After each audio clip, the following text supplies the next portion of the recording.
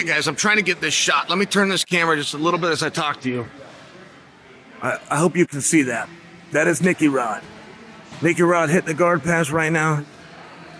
$1 million richer CGI champion. Nicky Rod. We're at the PI, and Nicky's going to grapple Victor Hugo tomorrow. And it'll be their fourth meeting. Hugo has won all three.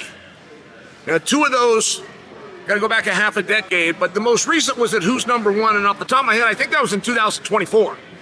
So that just happened. That's pretty recent. I think it's my favorite thing about Nicky Rod. You will not back him down. I mean, he's a true competitor, and I can't credit his jiu-jitsu for that. I believe he got that mindset of anyone, anywhere, anytime. Win some, lose some. I believe he got that from his wrestling background.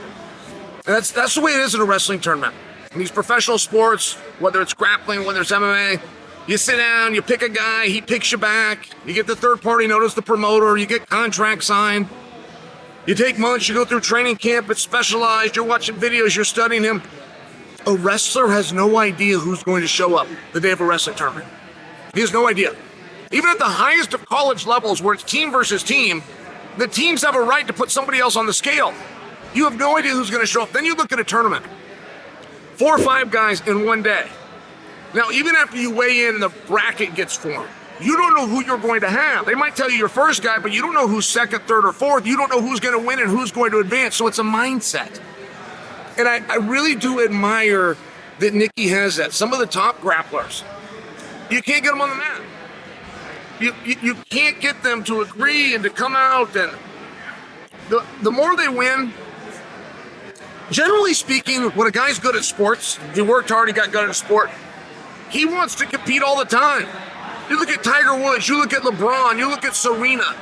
They want to go out. They want to show the world their greatness. They want to work on it. They want to prepare it. And I don't always see that in grappling. I really don't.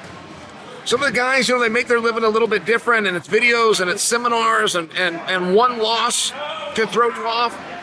I mean, we've had times where somebody wins Abu Dhabi, so now they're on top of the world. They won Abu Dhabi. They're on top of the world. They never compete again.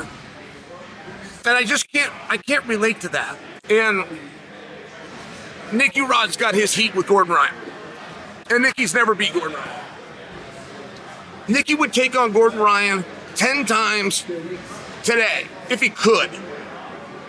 And I bring that to you just because when I do look at this match with Hugo, this is an opportunity for Nicky. This is not a fear that he's the CGI champion and he just made $1 million and he could go out there and get beat by his great nemesis. It's not about that at all. Hey, how you doing, son? Good to see you, my man. Patricia Mix just come up and told me hello. And I do want you to keep your eye on this match. Some guys have a kryptonite. Nicky does something. I must admit, I don't know what it is. But neither is any other grappler. Hugo has found something. And whether he found it on tape, found it in a practice room, or found it in competition, he has found something about Nicky that Nicky does not yet know. And it's how Hugo is exploiting him time after time. But if you want to solve those problems, there's only one way to do it, which is to compete. Hugo is 3-0 against one of the highest paid, biggest names in the sport. A lot of times that would deter a match. When you're talking Nicky Rod, that's what's going to make the match.